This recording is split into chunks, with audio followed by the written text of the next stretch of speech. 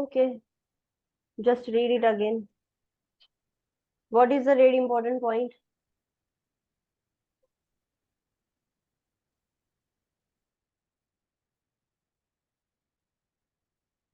ઇમ્યુનોસપ્રેસ ક્લાયન્ટમાં infection major cause death માટે.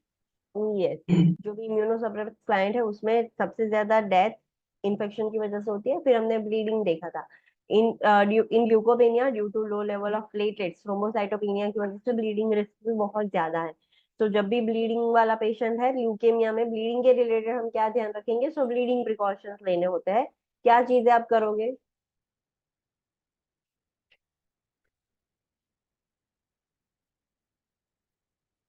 क्या केयर देनी होगी जब भी पेशेंट को ब्लीडिंग का रिस्क होता है? तो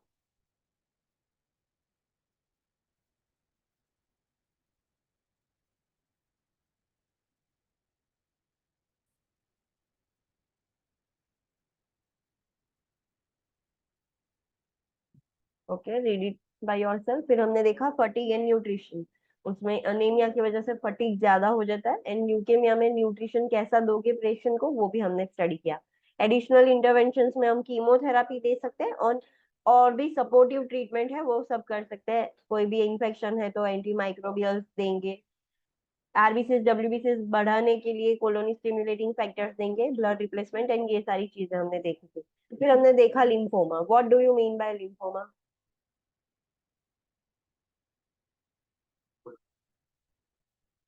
What do you mean by lymphoma?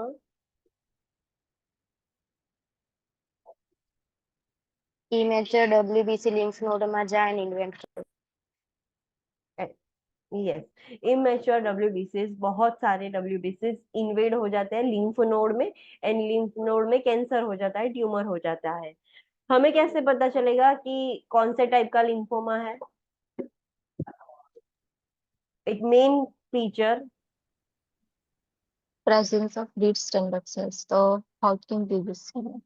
Yes, and अगर वो प्रेजेंट नहीं होंगे लिम्फ नोड्स के अंदर तो non Hodgkin's. Non Hodgkin's disease. तो लिम्फोमा दो टाइप का होता है, हॉजकिंस एंड नॉन हॉजकिंस।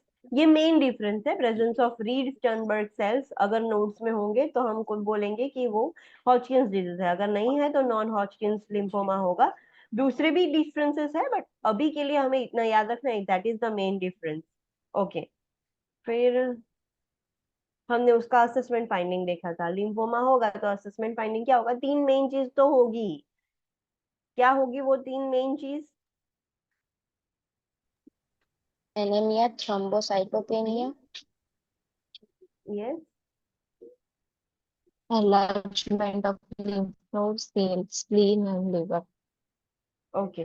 तो तीन मेन चीज में डिक्रीज डब्ल्यूबीसी काउंट, मैच्योर वाले कम होंगे, so there will be neutropenia या ल्यूकोपेनिया, जो भी याद रहता है बोल सकते हो आप।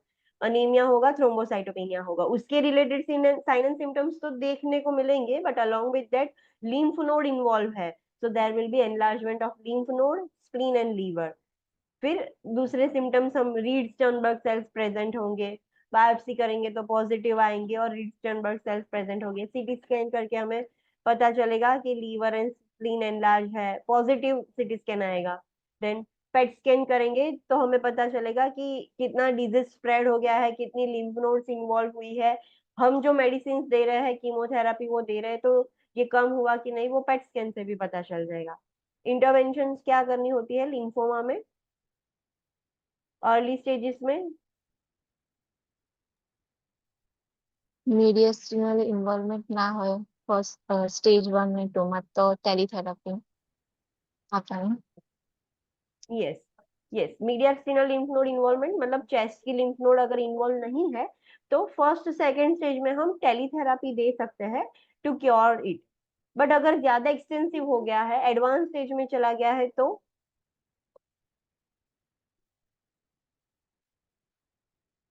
एडवांस स्टेज में है, 3-4 में है तो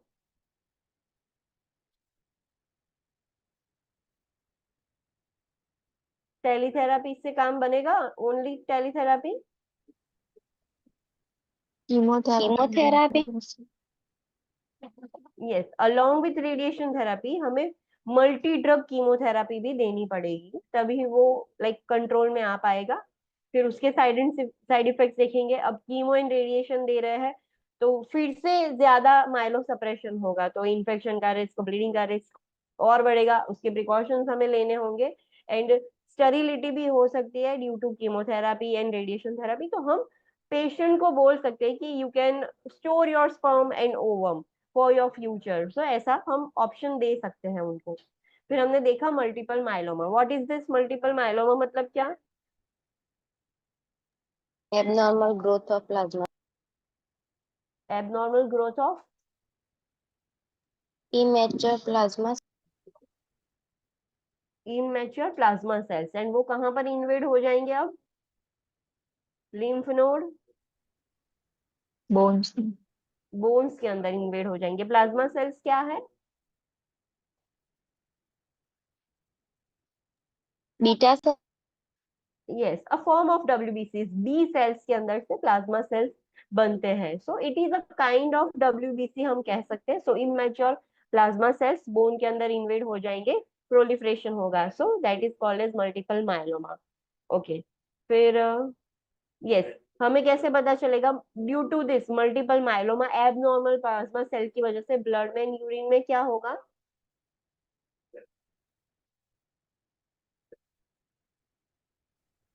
presence of myeloma ब्लड में, protein, यूरिन में, यस, एक एंटीबॉडी है।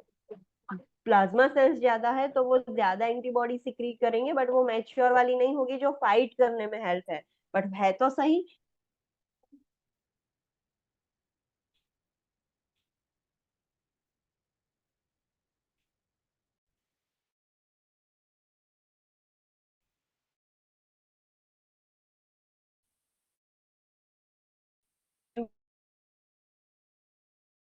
तो मिलेगा। मैम તમારો વોઇસ નહીં આવતો.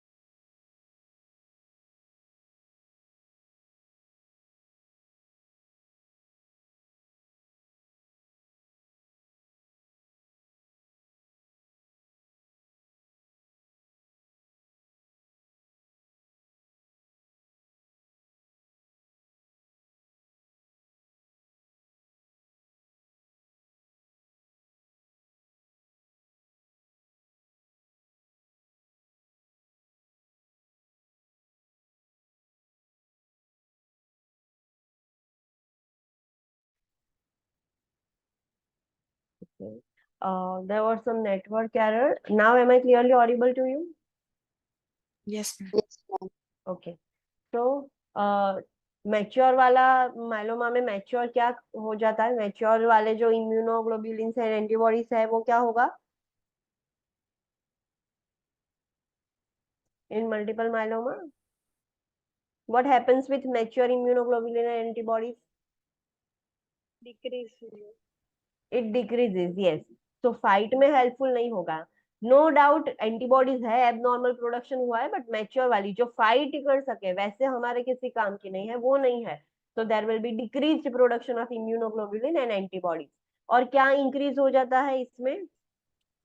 Uric acid and calcium. Yes, uric acid proteins का बाय प्रोडक्ट है। कैल्शियम बोन्स में से वॉश ऑफ होकर आना स्टार्ट होता है and due to this abnormal antibody, जो माइलोमा प्रोटीन है, प्रोटीन वो ब्रेक डाउन होके यूरिक एसिड बनेगा। अगर ये बहुत एक्सेस हो गया, uric acid and calcium access हो गया, तो उसकी वजह से क्या कॉम्प्लिकेशन हो सकती है? Kidney failure, किडनी फेलियर भी हो सकता है, यस। तो ये चीज मल्टीपल माइलोमा में होगा। असेसमेंट फाइंडिंग क्या होगा? थ्री मेन चीज तो होगी सेम। क्या होगा तीन मेन चीज में? हिमेटोलॉजिकल कैंसर है, मतलब वो तीन तो होंगे ही। thrombocytopenia, leukopenia, and anaemia, yes, वो तो होगा। फिर अब बोन में इन्वेजन हो गया है, सो बोन इन्वेड हुआ है तो उसकी वजह से बोन में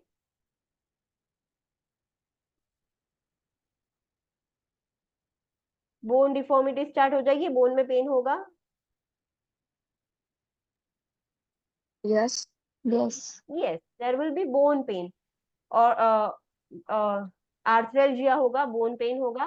फिर वो बोन्स में से कैल्शियम वॉश ऑफ होके ब्लड में आ रहा है, सो बोन्स कैसे हो जाएंगे, कैल्शियम निकल जाएगा तो वीक वीक। बट क्या होता है उसमें, क्या बोलते हैं हम उसको, क्या होता है जब कैल्शियम निकल जाता है तो Osteoporosis. ऑस्टियोपोरोसिस ऑस्टियोपोरोसिस हो जाएगा। अगर ऑस्टियोपोरोसिस होगा तो किसका रिस्क है, pathological Fracture. Fracture, pathological fracture, yes. तो वो चीज हमें देखने को मिलेगी। Then due to high level of protein, हम सीरम में भी देख सकते हैं कि प्रोटीन ज्यादा है, यूरिन में भी हम देख सकते हैं प्रोटीन ज्यादा है। किडनी फेलियर के साइन एंड सिम्टम्स दिखेंगे। ब्लड टेस्ट में आपको elevated calcium and uric acid levels भी दिखेंगे। अभी सोचो कि अगर स्पाइनल कॉर्ड है, जो वर्टिब्रल कॉलम है, वो बोन्स अफेक्ट हो गई है तो ड्यू टू द ऑस्टियोपोरोसिस वैसे कंप्रेस हो जाएगी। तो कंप्रेशन की वजह से बीच में स्पाइनल कॉर्ड है वो भी कंप्रेस होगी। अगर स्पाइनल कॉर्ड कंप्रेस होगी तो क्या सिम्टम्स देखने को मिलेंगे, Paraplegia. Paraplegia, what is that.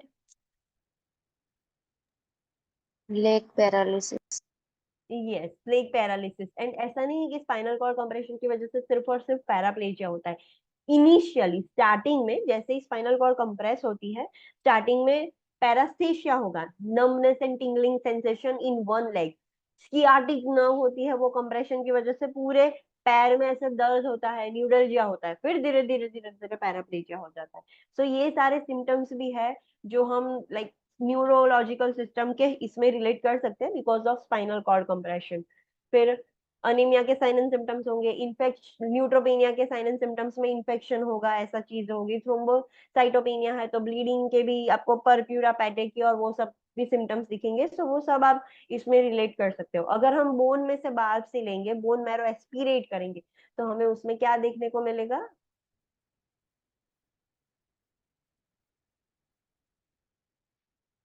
What will be there, Immature plasma. Immature plasma cells immature plasma cells, बहुत सारे इमेच्योर प्लाज्मा सेल्स होंगे। Okay, what is this red important point,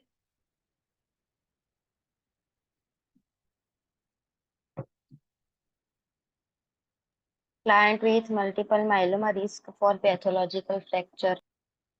हाँ, तो हमारा क्या काम Provide है, skeletal support during hmm, moving, turning and yes, and उसका रूम, उसका सराउंडिंग एनवायरनमेंट भी कैसा होना चाहिए, hazard free. हैजार्ड फ्री होना चाहिए। यस, मल्टीपल माइलोमा वाले पेशेंट में पैथोलॉजिकल फ्रैक्चर का रिस्क ज्यादा है, तो हम जब भी उसको मूव करें, एम्यूलेट करें, टर्न करें, हमें उसको सपोर्ट प्रोवाइड करना है, वरना इंजरी हो जाएगी, फ्रैक्चर हो जाएगा। एंड उसका सराउंडिंग एनवायरनमेंट, उसका रूम, आजू बाजू की सारी चीजें हैजार्ड फ्री होनी चाहिए, वरना वो गिर जाएगा तो भी उसको फ्रैक्चर हो जाएगा। इंटरवेंशन क्या करेंगे, ऑब्वियसली कीमो एंड रेडिएशन तो होगा ही, बट अलोंग विद दैट हम सपोर्टिव थेरापी दे सकते हैं। सपोर्टिव थेरापी में क्या कर सकते हैं, तो हमें पता है कि यूरिक एसिड एंड कैल्शियम ज्यादा है, तो वो निकालने के लिए हम पेशेंट को ज्यादा फ्लूइड कंज्यूम करने के लिए बोलेंगे, आईवी फ्लूइड ज्यादा दे सकते हैं, वो सारी चीजें कर सकते हैं। देन ऑस्टियोपोरोसिस प्रिवेंट करने के लिए बोन रिसॉर्प्शन होगा ही due to this invasion of abnormal plasma cell, but फिर भी हमें उसको कम करना है तो पेशेंट को क्या बोलेंगे, क्या करने से वो कम होता है। ओल्डर एज में डॉक्टर्स बोलते हैं कि जितना एक्टिव रहोगे उतना ऑस्टियोपोरोसिस का रिस्क कम होगा। तो क्या करना होता है, पेशेंट को क्या कराओगे,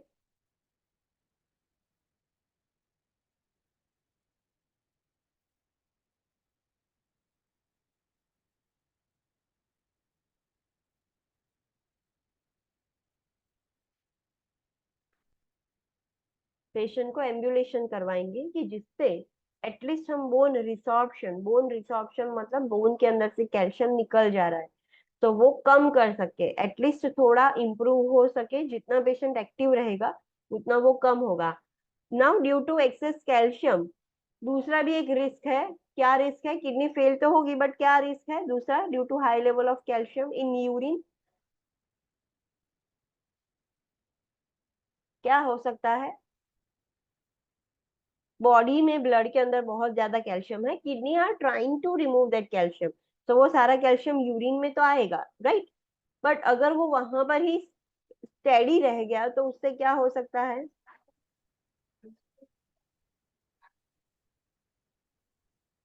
any answers?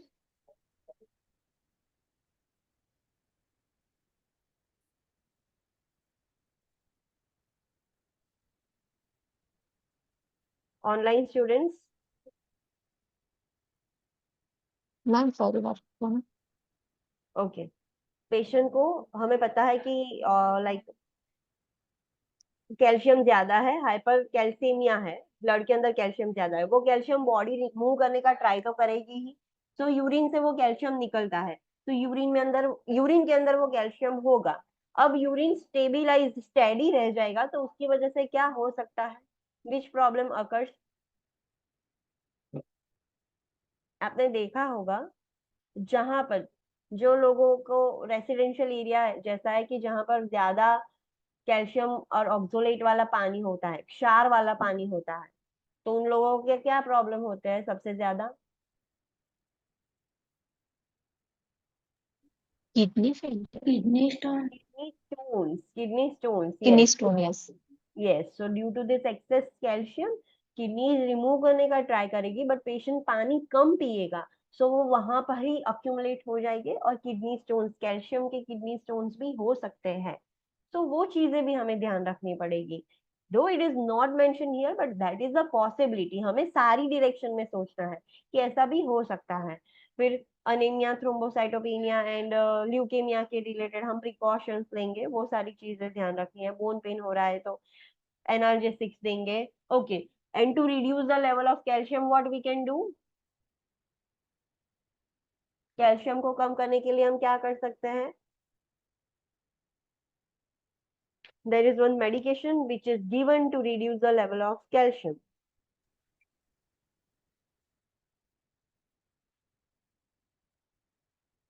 Biphosphonate. Bisphosphonate, yes. What is this? बिस्फोस्फोनेट में होगा क्या? एक फॉस्फोरस की मेडिसिन है, तो वो कैसे वर्क करेगी?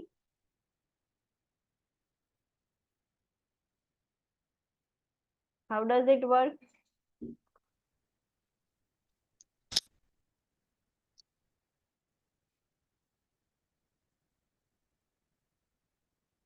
फॉस्फोरस और कैल्शियम में कैसे काम बनता है?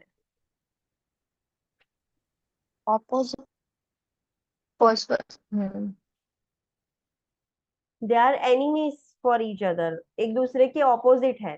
तो जैसे ही आप बिस्फोस्फोनेट मेडिसिन दोगे, that is a phosphorus rich medication, calcium automatic down हो जाएगा।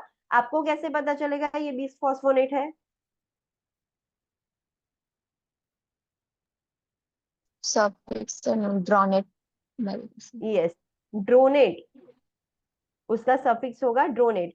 सो लाइक एलन ड्रोनेट है, रिस ड्रोनेट है, ऐसे वर्ड्स है। ड्रोनेट से आपको पता चल जाएगा कि ये बिस्फोस्फोनेट है। ओके। यहाँ तक किसी को कोई डाउट है?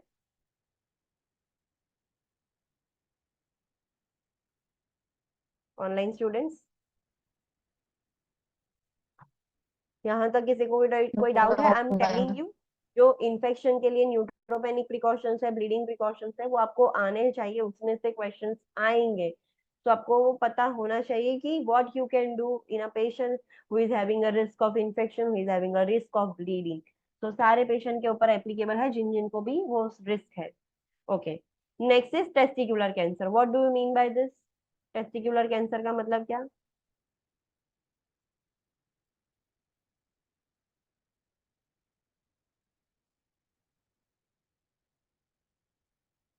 What do you mean by testicular cancer? अब अभी हिमेटोलॉजिकल कैंसर्स खत्म हो गए हैं, now we are going to study about solid tumours. अब ऑर्गन में जो कैंसर होगा उसके बारे में स्टडी करेंगे। So what is testicular cancer? Testis का मतलब क्या?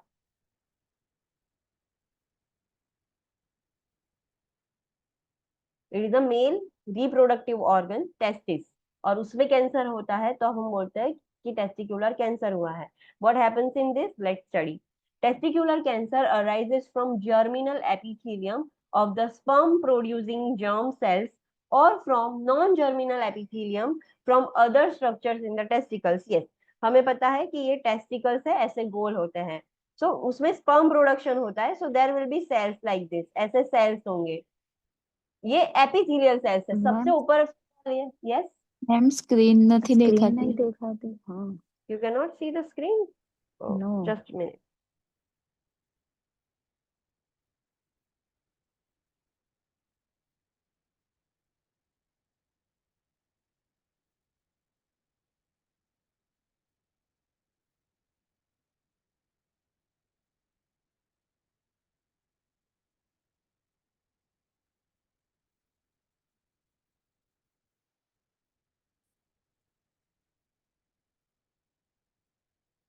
Now is it visible? Yes ma'am Yes, Yes. ma'am. Okay. So, okay, testicular cancer, उसमें होता क्या है कि ये जो टेस्टिस है, चलो ऐसा हम देखें कि ये टेस्टिस है. तो जब सबसे सुपरफिशियल लेयर होता है वो एपिथेलियल लेयर होता है, और उसमें से सेल ऐसे ग्रो होते हैं, धीरे धीरे धीरे धीरे बढ़ेंगे. तो जो एपिथेलियल सेल्स का जर्मिनल लेयर है, उसमें से स्पर्म उसमें से निकलता है. स्पर्म प्रोड्यूसिंग जर्म सेल्स होते हैं. अगर ये सेल्स ही एबनॉर्मल ऐसे ग्रो हो जाएंगे तो उसका कैंसर होगा. दूसरा रीजन है कि ऐसे भी सेल्स होते हैं कि जिसमें से स्पर्म्स नहीं बनते हैं. नॉन जर्मिनल एपिथेलियम लेयर होता है टेस्टिस के अंदर, अगर वो एबनॉर्मली ग्रो होना स्टार्ट हो जाएंगे तो भी वो कैंसर क्रिएट करेंगे. सो इन शॉर्ट इतना याद रखना है कि टेस्टिस के अंदर का जो लेयर है एपिथेलियल लेयर, वो एबनॉर्मली ऐसे ग्रो होना स्टार्ट हो जाएगा and it will form a tumour into the testicle. So that is called as testicular cancer. Testicular cancer most often occurs between the age of 15 to 40 years. Testicular cancer होता कब है? 15 years से 40 years में सबसे ज्यादा होता है. A high risk is present if there is a family history of testicular cancer. Yes, family history में ही है. लाइक जो भी पर्सन है, उसके फादर को हुआ था, ग्रैंडफादर को, ब्रदर को, किसी को फैमिली में ही ज्यादा हिस्ट्री है तो उसको भी रिस्क ज्यादा होगा. The cause of testicular cancer is unknown, but a history of undescended testicle, which is called as cryptorchidism, and a genetic predisposition have been associated with testicular tumor development. Testicular cancer होता क्यों है, उसका main exact cause तो पता नहीं है, but ऐसा believe किया जाता है कि जो भी चाइल्ड जब बॉर्न हुआ था तब उसके टेस्टिकल अनडिसेंडेड थे, मतलब जो टेस्टिस स्क्रोटम में होने चाहिए वो स्क्रोटम में नहीं थे, एब्डोमेन में ही थे. ये कंडीशन को हम बोलते हैं क्रिप्टोकिडीजम. सो अगर कोई चाइल्ड को क्रिप्टोकिडीजम हुआ है, या तो जेनेटिक प्रीडिस्पोजिशन ही ऐसा है कि सब लोगों को घर में उसके जेनेटिकली ये प्रॉब्लम है, इन सब लोगों को मेल्स को कैंसर हो रहा है, टेस्टिकुलर कैंसर, तो उसको रिस्क बढ़ जाएगा एंड टेस्टिकुलर ट्यूमर हो सकती है. Metastasis occurs to lung, liver, bone, and adrenal glands via the blood and to the retroperitoneal lymph nodes via lymphatic channel. उसका मेटास्टेसिस, टेस्टिकुलर कैंसर कहाँ कहाँ स्प्रेड हो सकता है? लंग्स में जा सकता है, लीवर में, बोन में, एड्रिनल ग्लैंड्स में भी जा सकता है ब्लड की मदद से. और एल्स अगर लिम्फ नोड से वो ट्रैवल करेगा तो रेट्रोपेरिटोनियल लिम्फ नोड्स है, मतलब एब्डोमेन के पीछे जो भी लिम्फ नोड्स है वहां पर जाके कैंसर स्प्रेड हो सकता है. This is all about testicular cancer. Now how to detect, early detection कैसे होगा टेस्टिकुलर कैंसर का? So we have to advise the patient or we can tell the patient that perform monthly testicular self examination. जैसे breast self examination होता है, mails के लिए भी monthly testicular self examination होता है. अगर वो करेगा पेशेंट तो अर्ली डिटेक्ट हो पाएगा, इनिशियल पता चल जाएगा. एंड दूसरा हम क्लाइंट को इंस्ट्रक्शंस देंगे. ये दो चीजों से हम अर्ली डिटेक्शन कर सकते हैं.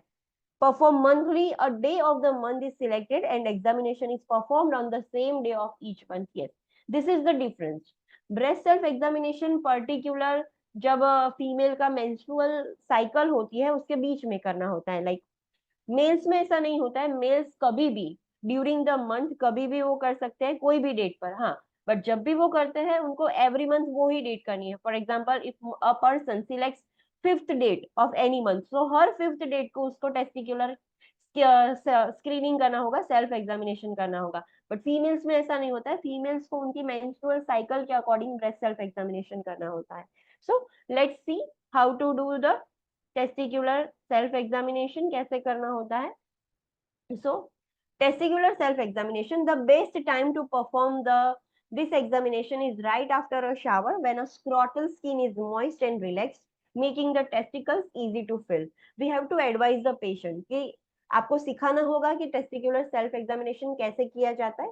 तो आप पेशेंट को बोलोगे कि राइट आफ्टर शावर, जैसे ही शावर ले ले उसके बाद टेस्टिकुलर एग्जामिनेशन करना बेटर होगा, बिकॉज शावर की वजह से जो स्क्रॉटम है वो एकदम मॉइस्ट होगा, रिलैक्स होगा, तो इजीली पेशेंट फील कर पाएगा टेस्टिस को। First gently lift each testicles, first gently lift each testicle. Okay, 2 testicles है तो 1 बाय 1 करना है। सो फर्स्ट एक टेस्टिकल को लिफ्ट करना है, then each one should feel like an egg, firm but not hard and smooth with no lumps. Yes, patient को बोलना है टेस्टिकल को फील करना है। कैसी फील होनी चाहिए टेस्टिकल? लाइक एग जैसा ओवल होना चाहिए, थोड़ी फर्म होनी चाहिए, ऐसा नहीं कि एकदम हार्ड होगा, बट शेप मेंटेन करेगा, प्रेस करने की वजह से प्रेस नहीं हो जाएगा। So it should be firm but not hard and smooth होगा, and there will be no lumps. जब भी पेशेंट फील करता है कुछ भी लंप जैसा फील नहीं होना चाहिए। Then using both hands place your middle finger on the undesired on the underside of each testicle and your thumb on the top. Yes, you can see in the figure.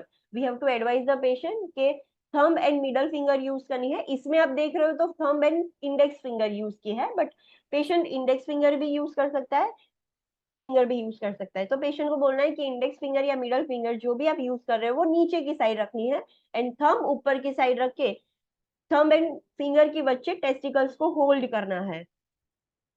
Gently roll the testicle between the thumb and finger to feel any lumps, swelling or mass. फिर patient को बोलना है कि thumb and finger के बीच में testicles को role करना है, एंड यू हैव टू कि कुछ लंप है, स्वेलिंग है, कुछ भी मास जैसा कुछ भी फील हो रहा है।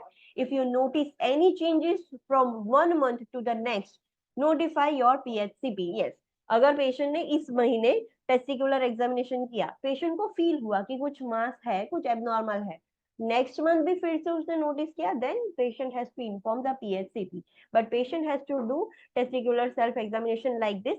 इस पर से क्वेश्चन आ सकते हैं। क्लाइंट एजुकेशन के ऊपर आपको क्वेश्चन आएंगे कि what you will teach to the client. तो आपको पता होना चाहिए कि टेस्टिकुलर एग्जामिनेशन कैसे किया जाता है, तो ही आप क्लाइंट को सिखा पाओगे। सो that is client education. Next, assessment. अगर टेस्टिकुलर कैंसर होता है किसी मेल को, तो साइन एंड सिम्टम्स कैसे होंगे? There will be painless testicular swelling occurs. Patient को टेस्टिस में स्वेलिंग हो जाएगा बट पेन नहीं होगा। ड्रैगिंग और pulling sensation is experienced in the scrotum. Patient को ऐसा फील होगा कि स्क्रॉटम के अंदर नीचे से कोई खींच रहा है स्क्रॉटम को। There will be dragging and pulling sensation experienced in the scrotum. There will be palpable lymphadenopathy, abdominal mass, and gynecomastia may indicate metastasis. Lymphadenopathy हो जाएगा. What is lymphadenopathy? Online students, what is lymphadenopathy?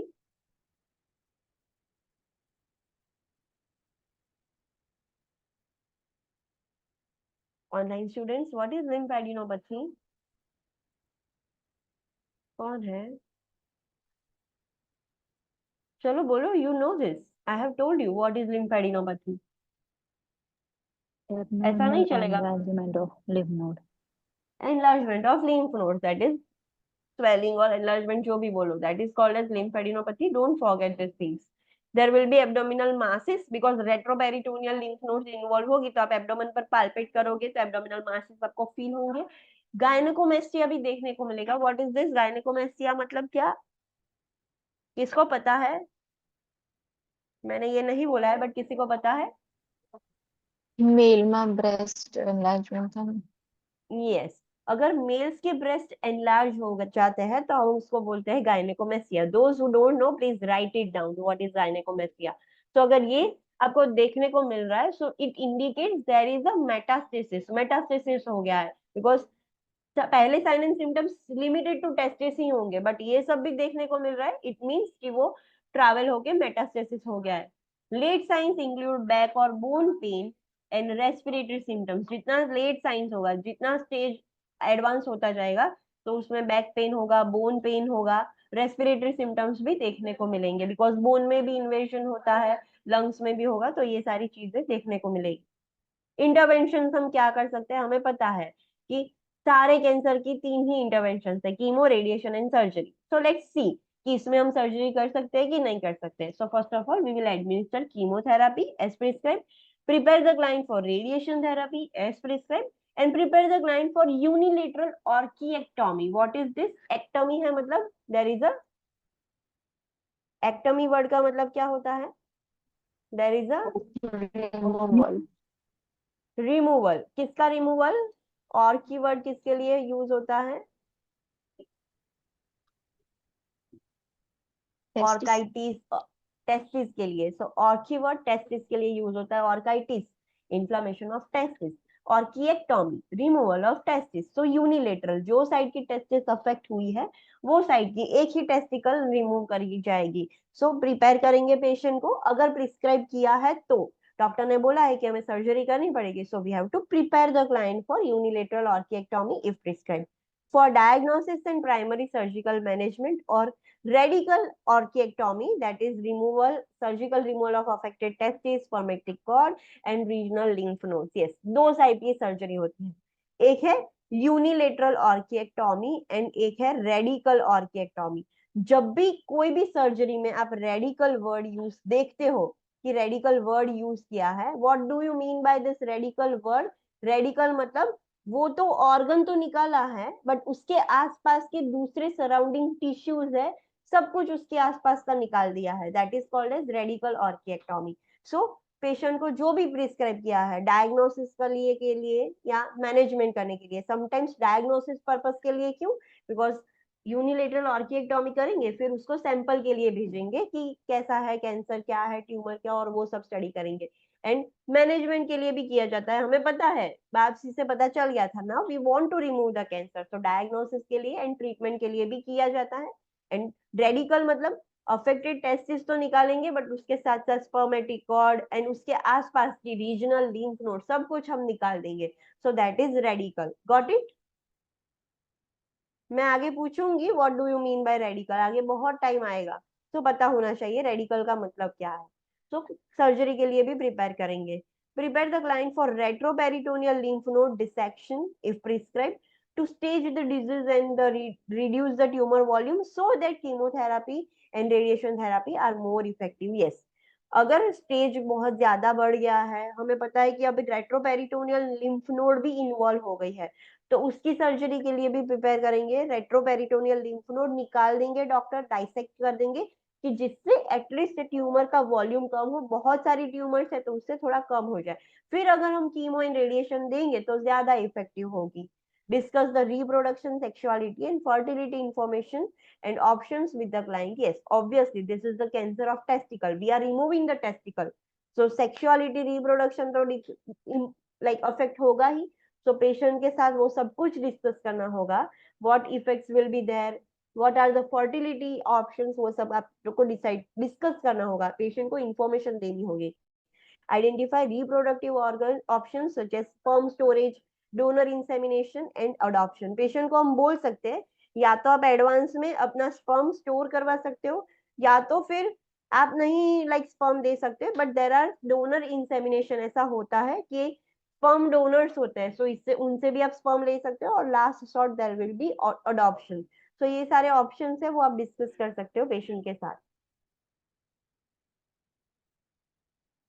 Okay sir, next is post operative intervention. Now हमें पता है कि surgery की जाती है ऑर्किएक्टोमी, surgery हो गई है, so after surgery what is your role towards the patient? First of all monitor the sign of bleeding and wound infection, antibiotics may be administered to prevent the wound infection. Now tell me, जब भी testicular cancer होता है, so there will be anaemia, thrombocytopenia and leukopenia, ऐसा होगा testicular cancer में?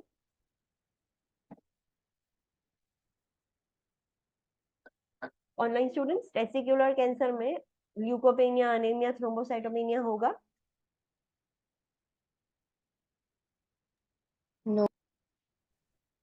No. No, but I am telling कि there is risk, हो सकता है। कैसे हो सकता है?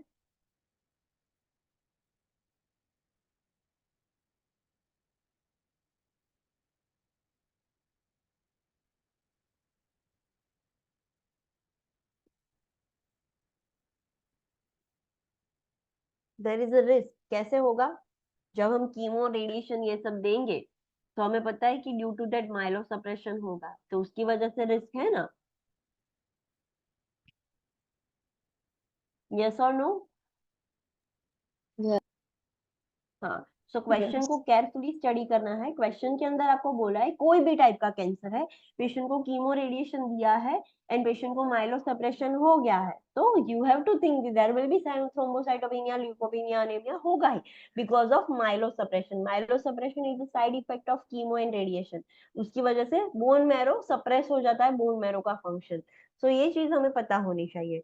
Now post operative intervention, surgery की है तो वहां से ब्लीडिंग का रिस्क है तो वो ध्यान रखेंगे, वुंड इन्फेक्टेड हो सकता है तो वो ध्यान रखेंगे। एंड एंटीबायोटिक्स आपने देखा होगा कोई भी सर्जरी से पहले भी एंड बाद में भी एंटीबायोटिक्स दे ही देते हैं कि इन्फेक्शन ना हो। We have to monitor intake and output, provide and explain pain management methods to reduce the swelling. In first 48 hours, apply ice pack with an alternative intervening protective layer of a cloth. Yes, ये हमें पता है patient को pen होगा surgery की है तो हमें पेन मैनेज कैसे करना है वो हम पेशेंट को एक्सप्लेन करेंगे, how to manage the pain. Relaxation methods है, मेडिकेशन है, वो सब हम सिखाएंगे ना। कभी भी कुछ भी इंजरी होती है, नेचुरली होती है या सर्जरी का भी इंजरी, सर्जरी करके हम स्कार रख के इंजरी ही कर रहे हैं, तो हमारी बॉडी इंफ्लामेटरी रिएक्शन जनरेट करती ही है। And to reduce the inflammatory reaction, कोई भी इंजरी हो, फर्स्ट हम आइस एप्लीकेशन ही करेंगे। आइस एप्लीकेशन से क्या होगा, इंफ्लामेशन कम हो जाएगा। फिर 48 आवर्स के बाद, कुछ में 24 आवर्स होता है, कुछ में 48 आवर्स होता है, उसके बाद फिर हम हॉट एप्लीकेशन कर सकते हैं। बट इनिशियली फर्स्ट हमें कोल्ड एप्लीकेशन ही करना है कि इंफ्लामेटरी रिएक्शन कम हो, बिकॉज इंफ्लामेटरी रिएक्शन में there will be redness, there will be swelling, ये सारी चीजें होगी। तो स्वेलिंग रिड्यूस करने के लिए पेशेंट को बोलना है कि फर्स्ट 48 आवर्स में आइस एप्लीकेशन करना है, बट वो भी डायरेक्ट आइस अप्लाई नहीं करना है, बीच में कुछ प्रोटेक्टिव लेयर ऑफ क्लॉथ रखकर आपको आइस एप्लीकेशन करना है। Notify the PHCP if chills, fever, increasing pain or tenderness at the incision site or drainage from the incision occurs. हमें PHCP को इन्फॉर्म करना होगा अगर पेशेंट को चिल्स आ रहे हैं, फीवर हो रहा है, जहां पर सर्जरी की है इंसिजन साइट पर पेन बढ़ रहा है, टेंडरनेस बढ़ रही है, या तो उसमें से कुछ ड्रेनेज निकल रहा है, एबनॉर्मल ड्रेनेज, पिडुलरेंट ड्रेनेज निकल रहा है, तो इमीडिएटली हमें PHCP को नोटिफाई करना होगा। After the orchiectomy, instruct the client to avoid heavy lifting and strenuous activities for length of time prescribed by PHCP. Yes, patient को बोलना है सर्जरी के बाद आप हैवी वेट लिफ्टिंग नहीं कर सकते, स्ट्रीनस एक्टिविटी नहीं कर सकते। कब तक नहीं करना है, वो PHCP प्रिस्क्राइब करेंगे। PHCP प्रिस्क्राइब करते हैं उतने टाइम तक आप नहीं कर सकते। Instruct the client to perform a monthly testicular self examination और रिमेनिंग टेस्टिकल्स। यस, एक टेस्टिकल रिमूव कर दिया है तो दूसरी टेस्टिकल में कैंसर नहीं होगा, ऐसा नहीं है। पेशेंट को बोलना है अब भी घर पे, अभी भी डेली आपको टेस्टिकुलर सेल्फ एग्जामिनेशन करना होगा जो रिमेनिंग टेस्टिकल है उस पर। Inform client that the sutures will be removed approximately 7 to 10 days after surgery and that follow up is important. Patient को बोलना है कि जो सूचर्स है, जो सूचर्स दिए गए हैं सर्जिकल साइट पर, वो 7 से 10 दिन बाद निकाल दिए जाते हैं। एंड पेशेंट को फॉलो अप के लिए बोलना है कि आपको रेगुलर फॉलो अप लेते रहना है, दैट इज सो इम्पोर्टेंट, वो आपको पेशेंट को समझाना होगा। Okay, so that was all about testicular cancer. Now let's take a short break of 10 minutes, फिर हम cervical cancer देखेंगे।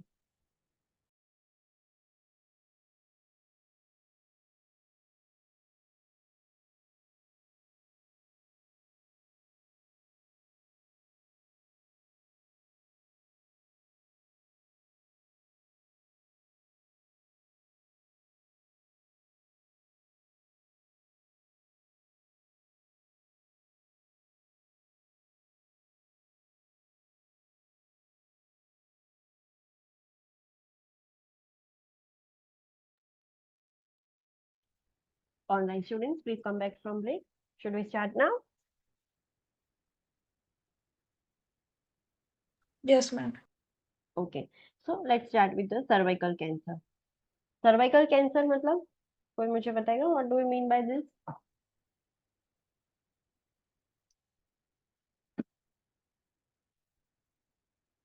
Cancer of which organ?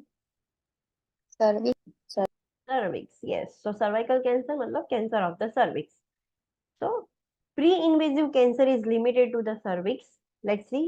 Okay, cancer of cervix को हम बोलते हैं सर्वाइकल कैंसर। बट सर्विक्स का कैंसर कुछ ऐसा है कि जो हमने स्टेजेस देखे थे ना, कि नॉर्मली सारे कैंसर में ऐसे स्टेजेस होते हैं, बट सर्वाइकल कैंसर कुछ ऐसी चीज है कि जिसमें प्री इन्वेजिव कैंसर होता है।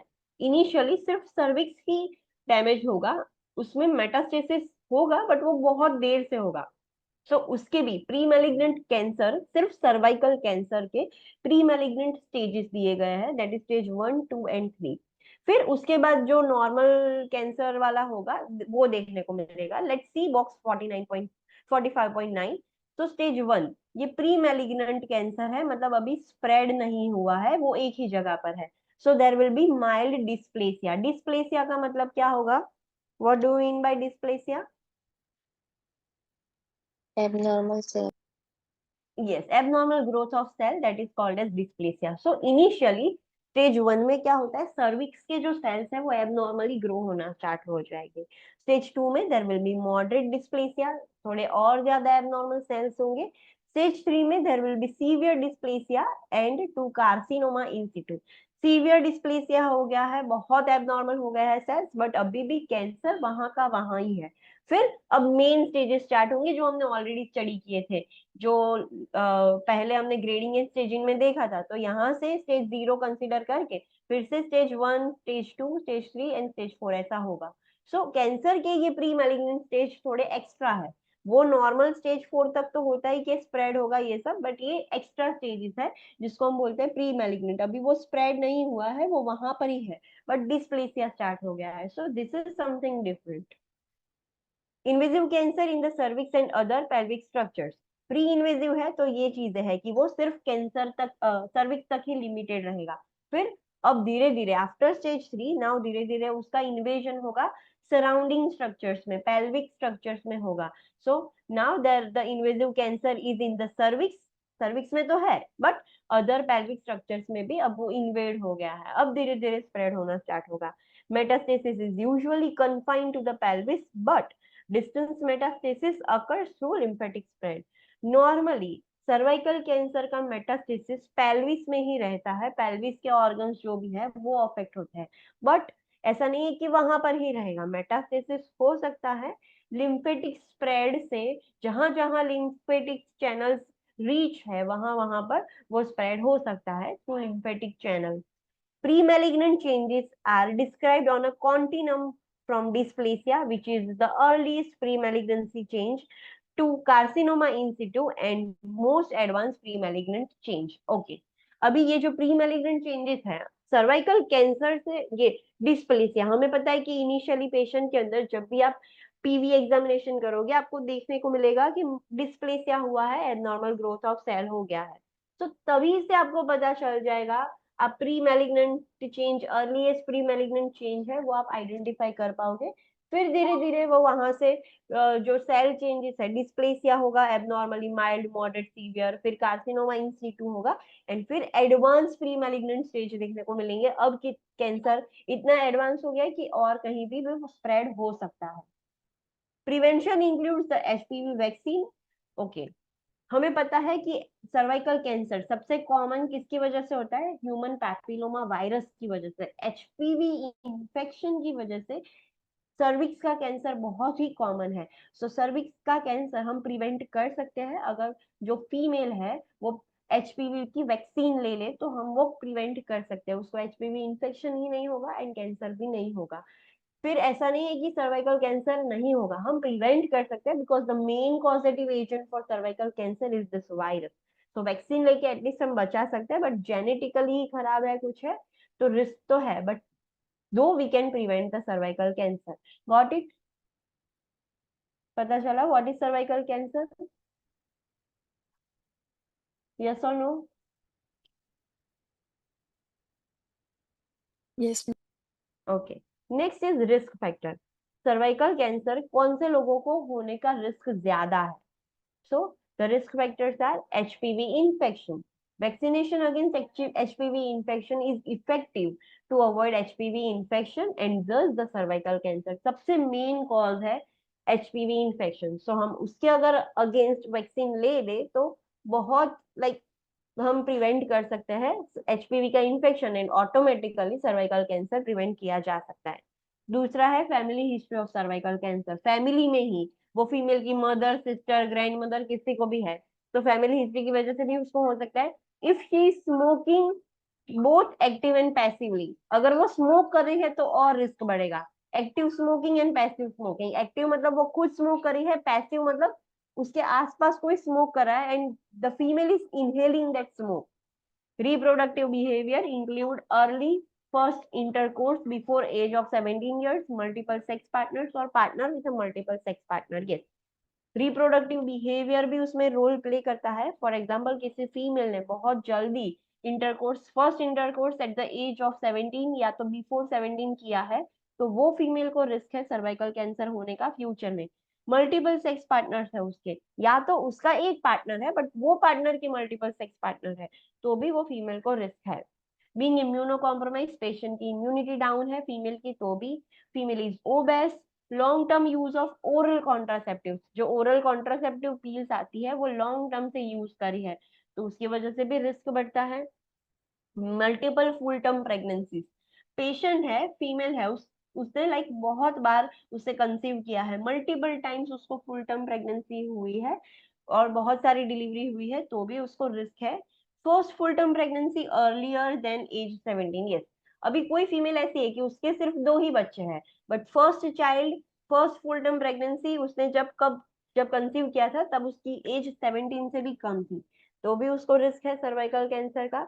मल्टीपैरिटी मतलब बहुत सारे बच्चों को डिलीवर किया है, बहुत सारे मल्टीपल बर्थ्स हुए हैं तो भी हो सकता है। Screening via regular gynaecological examination and pap test with a treatment of precancerous abnormalities decreases the incidence of mortality of the cervical cancer. Okay, हमें पेशेंट को बोलना होगा जो भी ये रिस्क फैक्टर में आता है कि जिसको भी ऐसी कोई भी हिस्ट्री है, हमें पता है कि उसको रिस्क है कैंसर होने का, तो ऐसे पेशेंट को रेगुलर गायनेकोलॉजिकल एग्जामिनेशन करेंगे, रेगुलरली पैप टेस्ट करेंगे कि जिससे हम प्री कैंसरियस एबनॉर्मलिटीज को ही ट्रीट कर सकते हैं। हमें पता है कि इसको रिस्क है तो हम पहले से ही उसको ट्रीट कर पाएंगे।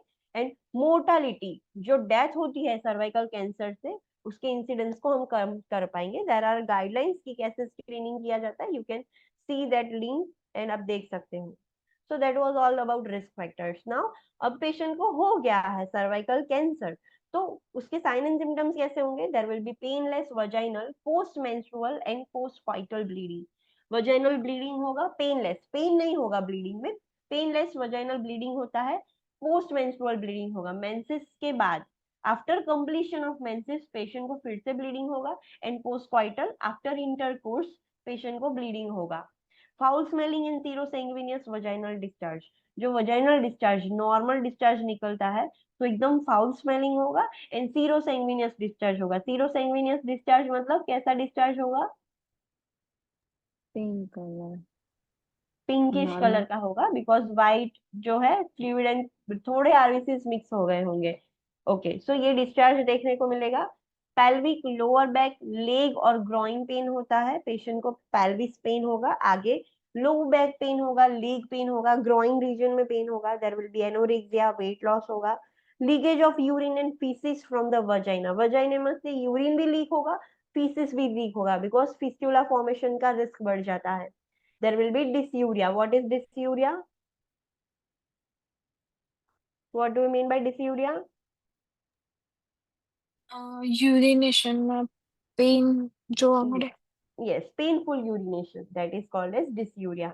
There will be hematuria, blurring urine, cytological changes on pap test. जब हम pap test करेंगे तब पता चलेगा कि सेल्स में कुछ चेंजेस हुए हैं, साइटोलॉजिकल चेंजेस देखने को मिलेंगे पैप टेस्ट में। So this are the assessment findings. Now intervention क्या की जा सकती है, हमें पता है सारे कैंसर में एक तो सर्जिकल है एंड एक नॉन सर्जिकल है। नॉन सर्जिकल में कीमो एंड रेडिएशन हमें पता है, बट सर्वाइकल कैंसर में सिर्फ ये दो नहीं, बहुत सारी नॉन सर्जिकल इंटरवेंशन है। Let's seed treatment for the cervical cancer. So non surgically, surgery के बगैर हम कीमो दे सकते हैं, क्रायो सर्जरी कर सकते हैं। What is cryo surgery? Cryo word किसके लिए यूज होता है? फ्रीज। Freezing, yes. दो इट इज रिटर्न की क्रायो सर्जरी है, बट इसमें सर्जरी नहीं, एक रॉड होता है, ऐसे रॉड जैसा होता है, जिससे सर्विक्स के ऊपर के जो सेल्स है उसको बहुत हाई, लाइक बहुत ही ज्यादा कोल्ड टेम्परेचर की वजह से वो सेल्स डैमेज हो जाएंगे, फिर फ्रीज हो जाएंगे, तो वो वहां पर ही स्टॉप हो जाएगा। एक्सटर्नल रेडिएशन दे सकते हैं, इंटरनल रेडिएशन दे सकते हैं, that is brachytherapy. And laser therapy, laser treatment से भी हम वो, जो हमें पता चल गया माइल्ड डिस्प्लेसिया हुआ है, अभी माइल्ड ही है, स्टेज 1 में ही है, प्री मैलिग्नेंट, तो हम उसको लेजर थेरेपी से भी उसको निकाल सकते हैं। So this are the non surgical intervention. Surgery कैसे की जा सकती है? Loop electrosurgical excision procedure. ये पूरी लीप एक सर्जरी है जिसमें जितना भी पोर्शन वो डैमेज हो गया है उसको एक्सरसाइज किया जाएगा, निकाला जाएगा इलेक्ट्रिक करंट का यूज करके। इलेक्ट्रोसर्जिकल, थोड़ा थोड़ा शॉक देके ऐसे निकाला जाता है। आपने क्वार्टराइजेशन देखा है कभी? क्वार्टराइजेशन करके, हाँ, तो उसमें बर्न करते हैं, इसमें इलेक्ट्रिक करंट का यूज करके वो निकाला जाता है। रेडिकल ट्रैकिलेक्टोमी। रेडिकल मतलब, रेडिकल वर्ड किसके लिए यूज होता है? ओके, टेल मी ट्रैकिलेक्टोमी का सर मतलब क्या है? उसका दूसरा नाम है रेडिकल सर्विएक्टोमी। रेडिकल सर्विएक्टोमी भी बोलते हैं उसको, रेडिकल ट्रैकिलेक्टोमी भी बोलते हैं। उसका मतलब क्या हुआ? Removal of cervix and surrounding tissue cervix, भी रिमूव। यस। बट सिर्फ सर्विक्स नहीं निकालेंगे, सर्विक्स के आसपास के टिश्यू भी जब हम निकाल देते हैं तो हम उसको बोलते हैं रेडिकल सर्विएक्टोमी। और सर्विएक्टोमी का दूसरा नाम है टेकिलेक्टोमी। सो एग्जाम में कोई भी नाम आए कंफ्यूज मत होना। कोनिजेशन एक ऐसी सर्जरी है जो हम देखेंगे। हिस्ट्रेक्टोमी हमें पता ही है, व्हाट इज हिस्ट्रेक्टोमी?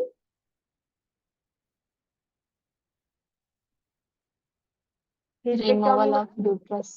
हाँ, बट इसमें कंप्लीट करेंगे। सो हिस्टेक्टोमी में यूट्रस, सर्विक्स एंड वजाइना सब चीजें निकाल देंगे, so that is complete hysterectomy.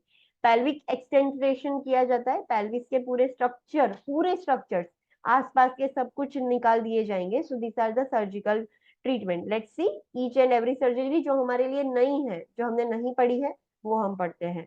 So first, laser therapy. Laser therapy क्या है? Laser therapy is used when all boundaries of lesion are visible during colposcopic examination. Yes, जब vagina हम देखते हैं, वजाइना सर्विक्स सर उसका एग्जामिनेशन करते हैं, तब वो एग्जामिनेशन का नाम है कोल्पोस्कोपिक एग्जामिनेशन।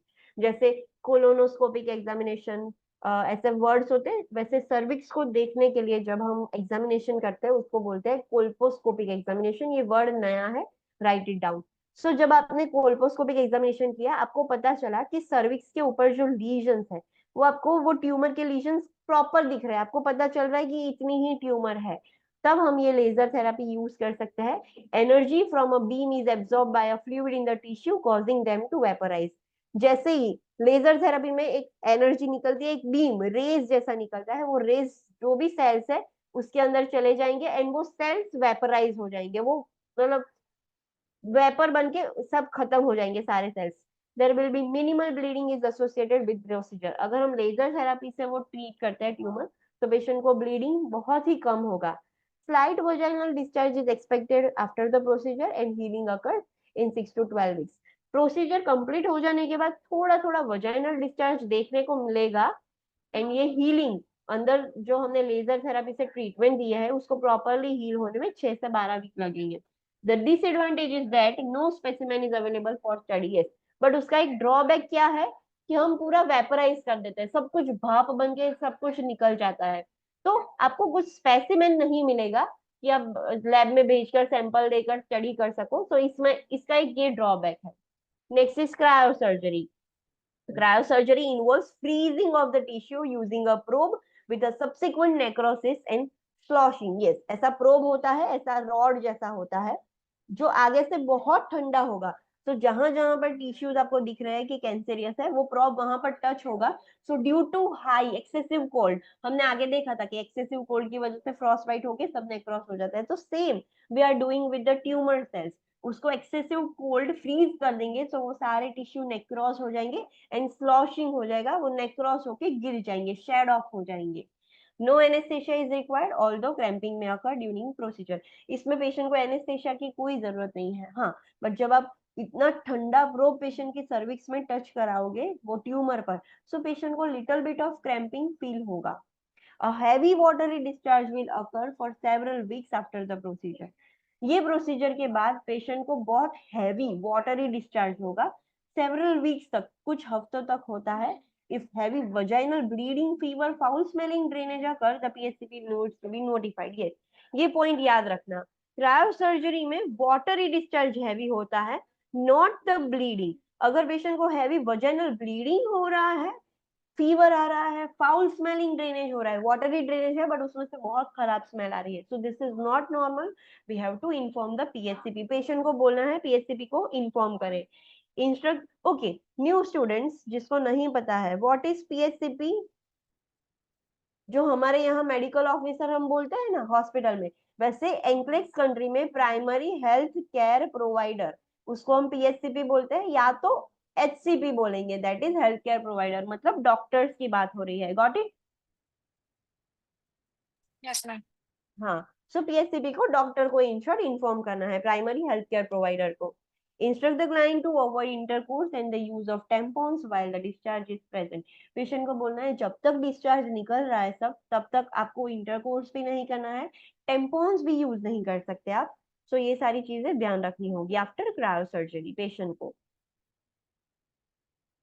नेक्स्ट इज कोनिजेशन, जो हमने देखा था सर्जिकल मैनेजमेंट में। कोनिजेशन, कोनिजेशन क्या है? A cone shape area of the cervix is removed, you can see here in the figure. ये सर्विक्स है, ये एक्सटर्नल ओरिफाइस पिंचर है, ये इंटरनल ओस है। सो इतना कोन जैसा शेप हम निकाल देंगे। आप अगर ये साइड से देखो, लेटरली देखो तो आपको ऐसे दिखेगा, अगर आप ट्रांसवजाइनली देखने जाओगे तो आपको ऐसा लगेगा कि एक गोल ही स्ट्रक्चर निकाला है, बट आगे से, यहाँ से गोल है, आगे से वो कोन शेप का होता है। सो एक कोन शेप स्ट्रक्चर आप सर्विक्स के अंदर से उतना जो डैमेज पोर्शन है वो सब आप निकाल रहे हो। Conization allows the client to retain the reproductive capacity. अगर हम सिर्फ इतना ही पोर्शन निकालेंगे तो पेशेंट की रिप्रोडक्टिव कैपेसिटी वैसी की वैसी रहेगी, वो रिटेन रहेगी। Long term follow up care is needed because new lesions can develop. Yes, patient को लॉन्ग टर्म फॉलोअप के लिए रहना होगा, like every 2 months, every 6 months, every year, ऐसे बहुत टाइम तक उसको फॉलोअप लेते रहना होगा। बिकॉज हमने पूरा सर्विक्स नहीं निकाला है, हमने सिर्फ थोड़ा पोर्शन निकाला है, कोन शेप पोर्शन निकाला है।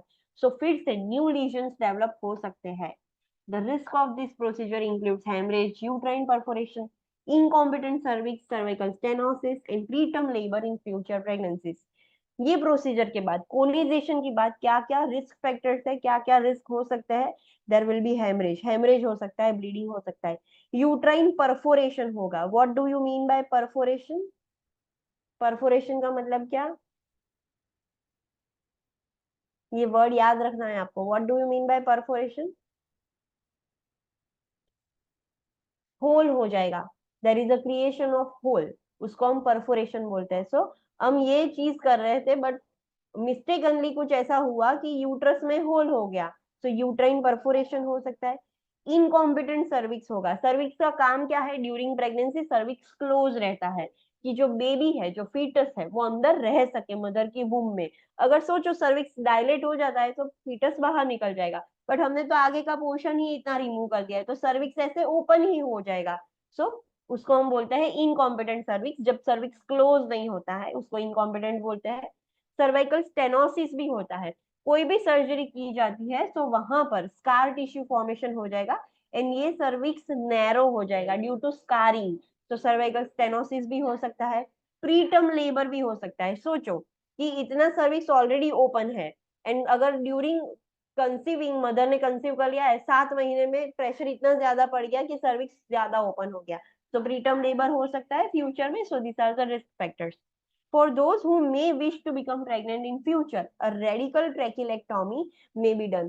अगर कोई पेशेंट है जिसको फ्यूचर में प्रेग्नेंट होना है एंड ये सारे कॉम्प्लिकेशंस नहीं चाहिए, तो उसके लिए रेडिकल ट्रैकिलेक्टॉमी किया जाता है। मतलब इतना पूरा सर्विक्स निकाला जाएगा एंड वहां पर सर्किलेज कर देंगे। अब ये पेशेंट कंसीव करेगा तो सर्विक्स प्रीमेच्योरली ओपन भी नहीं होगा, कुछ नहीं होगा, बिकॉज हमने सर्विक्स रखा ही नहीं है, सिंपली वहां पर सूचर्स ले लिए है। तो अगर ये पेशेंट प्रेग्नेंट होता है तो उसकी डिलीवरी फिर सीएस से ही होगी, नॉर्मल वजाइनल डिलीवरी नहीं हो सकती, बिकॉज हमने पूरा सर्विक्स और उसके आसपास का टिश्यू निकाल कर वहां पर सूचर्स ले लिया है। तो पेशेंट प्रेग्नेंट तो हो सकती है, इसमें प्रॉब्लम भी नहीं होगा कि प्रीटर्म लेबर और ऐसा कुछ, हम सीधा सीएस करके बेबी को निकाल देंगे। So this is the information related to conization. पता चला व्हाट इज कोनिजेशन? यस और no? Yes. Yes, ma'am. Okay, next hysterectomy आपको पता है, removal of uterus. Hysterectomy is performed for micro invasive cancer if child bearing is not desired. Yes, hysterectomy कब करेंगे? जब mother को चाइल्ड नहीं चाहिए। हिस्टेक्टोमी करने के बाद she can not get pregnant. तो जब माइक्रो इन्वेजिव कैंसर हुआ है, कैंसर सर्विक्स से सिर्फ यूट्रस तक चला गया है, बहुत ज्यादा स्प्रेड नहीं हुआ है, तब हम हिस्टेक्टोमी करके सर्विक्स वजाइना सब कुछ निकाल देंगे। But yes, the females desire is non child bearing, अब उसको चाइल्ड नहीं चाहिए, तब ये कर सकते हैं। A vaginal approach is most commonly used. Hysterectomy vaginally भी किया जा सकता है, एब्डोमिनली भी, ट्रांस एब्डोमेन भी किया जा सकता है, बट सबसे कॉमनली वजाइनल अप्रोच यूज करके यूट्रस रिमूव किया जाता है। A radical hysterectomy and bilateral lymph node dissection may be performed for cancer that has spread beyond the cervix but not to the pelvic wall. Yes, radical hysterectomy मतलब hysterectomy तो करेंगे, उसके साथ साथ आसपास की चीजें, दोनों साइड की लिम्फ नोड सब कुछ निकाल देंगे। ये रेडिकल हिस्टेक्टोमी कब करेंगे? जब जो कैंसर है वो सर्विक्स के बहुत ही बियॉन्ड चला गया है बट पेल्विक वॉल तक नहीं गया है, जो एडजेसेंट ऑर्गन्स है वहां तक नहीं गया है, बट यहाँ पर पूरा इन्वॉल्व हो गया है, तब हम ये करेंगे radical hysterectomy.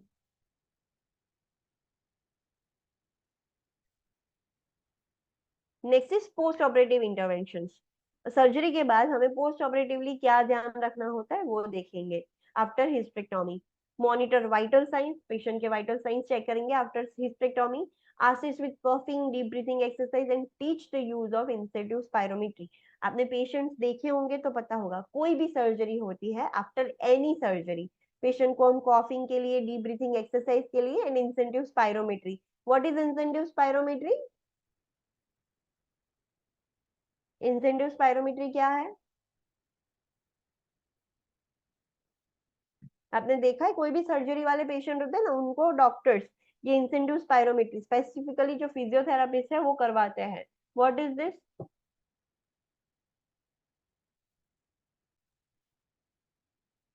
You have never seen incentive spirometry? आपने नहीं देखा है कोई भी पेशेंट, देखा सर्जरी वाला है। पेशेंट देखा है?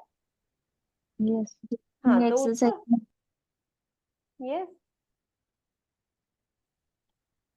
એટલે ત્રણ आफ्टर બોલ આવે છે અને यस, પછી हाँ, जो डिवाइस होता है जिसमें 3 कलरफुल बॉल्स होते हैं, पेशेंट को इनहेल करके वो बॉल को ऊपर करना होता है, तो दिस इज इंसेंटिव स्पायरोमेट्री। तो ये सारी चीजें हर सर्जरी के बाद होती है to prevent the complication, respiratory complication, atelectasis, pneumonia, ये सब प्रिवेंट करने के लिए ये सब किया जाता है। तो वो सेम कराएंगे। Assist with the range of motion exercise and provide early ambulation. Range of motion exercise, patient सोए सोए ही, लेटे लेटे ही हाथ पैर हिलाना है, ऐसे मोशन एक्सरसाइजेस करवानी है, जितना जल्दी हो सके उतना अर्ली एम्बुलेशन करवाना है to prevent the DVT and constipation. This is also a complication after surgery, तो जितना अर्ली एम्बुलेशन हो सके उतना करवाना है। अप्लाई एंटी एम्बोलिज्म स्टॉकिंग्स और sequential compression devices as prescribed to prevent DVT. Yes, embolism stockings आता है, पैर पर पहनने के लिए सॉक्स जैसा आता है, लंबे लंबे होते हैं थाइस तक, तो वो आप पहना सकते हो। सिक्वेंशियल कंप्रेशन डिवाइस, आपने देखा है कि पेशेंट की बेड के ऊपर, काफ के ऊपर एक लाइक बैंडेज जैसा रैप किया होता है एंड वो धीरे धीरे वाइब्रेट होता है, ऐसा देखा है डिवाइस होता है, आईसीयू वाले पेशेंट में सबसे ज्यादा होता है। ये बेड है पेशेंट का, सो पेशेंट का बेड का ये जो फुट रेल्स है वहां पर ऐसे डिवाइस लटका हुआ होता है एंड उसमें से वायर निकलते हैं एंड पेशेंट के जो लेग्स है, लेग्स के ऊपर हम ऐसा कवर कर देते हैं, so that is sequential compression device. ये सारी हमें अप्लाई करना होगा to prevent the DVT, deep vein thrombosis prevent करने के लिए। Monitor intake and output, urinary catheter drainage and hydration status. Patient का इनटेक आउटपुट चेक करेंगे, यूरिन कितना है, लाइक कैथेटर ड्रेनेज कितना है, हाइड्रेशन स्टेटस पेशेंट का ध्यान रखना है। मॉनिटर बॉवल साउंड, सर्जरी के बाद बॉवल साउंड्स केयरफुली हमें सुनने होते हैं। जब तक बॉवल साउंड्स पेरिस्टालसिस मूवमेंट नहीं आ जाती, गैग रिफ्लेक्स नहीं आ जाता, हम पेशेंट का एनबीएम है या एनपीओ जो भी बोले, हम ब्रेक नहीं कर सकते। Assess incision site for the sign of infection such as foul smelling or increased vaginal drainage. Assess for fever. जहां पर सर्जरी की है, इंसिजन साइट है, वहां पर चेक करना है कि इंफेक्शन तो नहीं है। सो रीडा स्कोर चेक करेंगे हम, फाउल स्मेलिंग है कि नहीं वो चेक करेंगे, वजाइनल ड्रेनेज बढ़ गया है कि नहीं, प्यूरिन ड्रेनेज है कि नहीं, वो सब कुछ हमें चेक करना है। फीवर के लिए भी चेक करेंगे, जिससे हमें पता चल जाएगा कि पेशेंट को इन्फेक्शन हो गया है।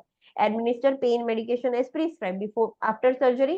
पेन होगा तो पेन मेडिसिन देंगे। Instruct the client in limiting the stair climbing for 1 month as prescribe and to avoid the tub bath and sitting for longer periods. Patient को बोलेंगे कि आप सीढ़ी चढ़ उतर नहीं कर सकते, so you can not climb the stairs for 1 month। 1 महीने तक आपको स्टेयर्स का यूज नहीं करना है।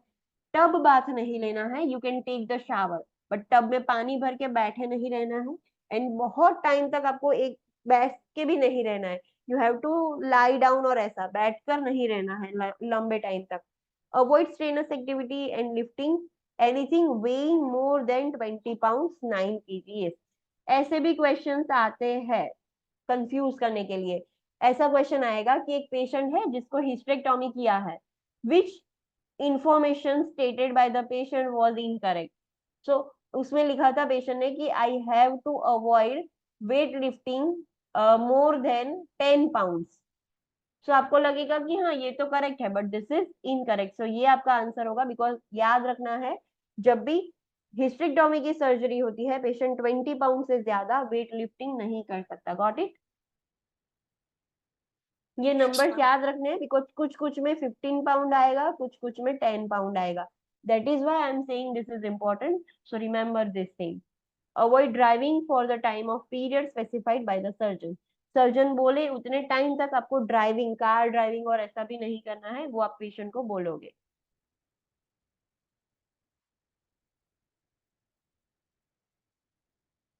Instruct the client to consume foods that promote the tissue healing. Patient को बोलना है ऐसा खाना खाओ जिससे आपका टिश्यू हीलिंग प्रमोट हो, लाइक प्रोटीन रिच डाइट, ऐसा सब कुछ लो।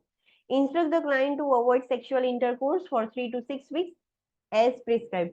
जैसे प्रिस्क्राइब किया है, 3 to 6 weeks तक पेशेंट इंटरकोर्स नहीं कर सकता।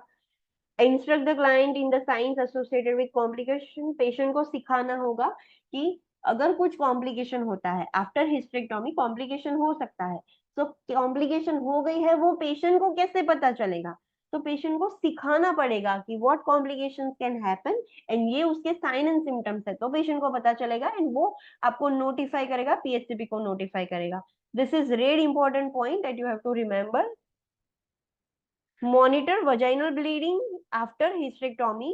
More than one saturated pad per hour indicate excessive bleeding, and फिर patient hypovolemia में चला जाएगा, hypovolemic shock and death. So bleeding हमें खास चेक करना है। आफ्टर hysterectomy bleeding होता है तो पेशेंट को पैड पहना के रखेंगे एंड हम काउंट करेंगे। अगर 1 घंटे में एक पैड से भी ज्यादा पैड सेचुरेट हो रहा है, पूरा ब्लड से भर गया, 1 घंटे के अंदर अंदर एक से भी ज्यादा पैड भर रहा है, दिस इंडिकेट पेशेंट को एक्सेसिव ब्लीडिंग हो रहा है and we have to do some interventions right now, वरना पेशेंट को डेथ हो जाएगी हाइपोवोलेमिक से, हाइपोवोलेमिक शॉक से।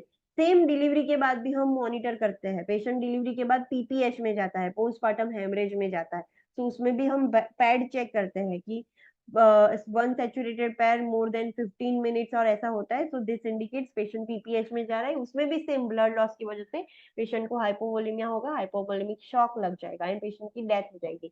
That is why it is very important. Next is pelvic एक्सटेंट्रेशन।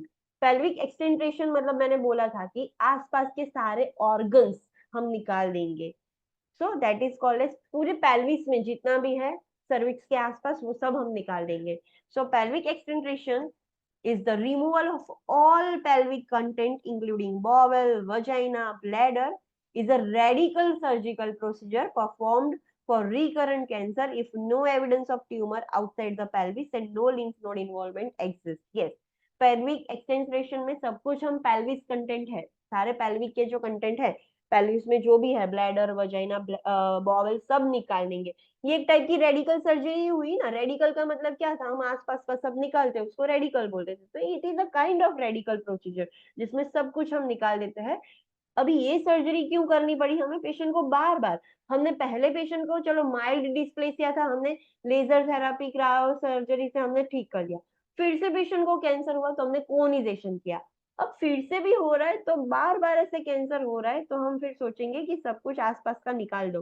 But we have to check कि पेशेंट को जो ट्यूमर है वो पेल्विस से बाहर नहीं होनी चाहिए एंड कोई भी लिम्फ नोड इन्वॉल्व नहीं होनी चाहिए। वरना आप पेल्विस की स्ट्रक्चर तो निकाल दोगे बट वो ट्यूमर आगे बढ़ गई है तो वहां पर तो कैंसर रहेगा ही। तो सर्जरी करने के बाद भी कोई फायदा नहीं हुआ बिकॉज ऑलरेडी ट्यूमर पेल्विस से बाहर निकल गई है। So we have to think कि पेल्विस में बाहर मेटास्टेसिस तो नहीं हुआ है ना। अगर नहीं हुआ है तब आप ये सर्जरी करोगे तो इफेक्टिव होगा। वरना अगर मेटास्टेसिस हो गया है तो सर्जरी करने के बाद भी कोई फायदा नहीं है, ऑलरेडी कैंसर स्प्रेड हो गया है। Got it? पता चला? Now there are types of pelvic extension. कितने टाइप्स के होते हैं वो स्टडी करता है। Anterior, posterior and total. Anterior, tell me about the structure. Pelvis में यूट्रस, ब्लैडर एंड वजाइना की पोजीशन क्या होगी? चलो मुझे बताओ। पहला, आगे से देखे फ्रंट से तो पहला ऑर्गन क्या होगा?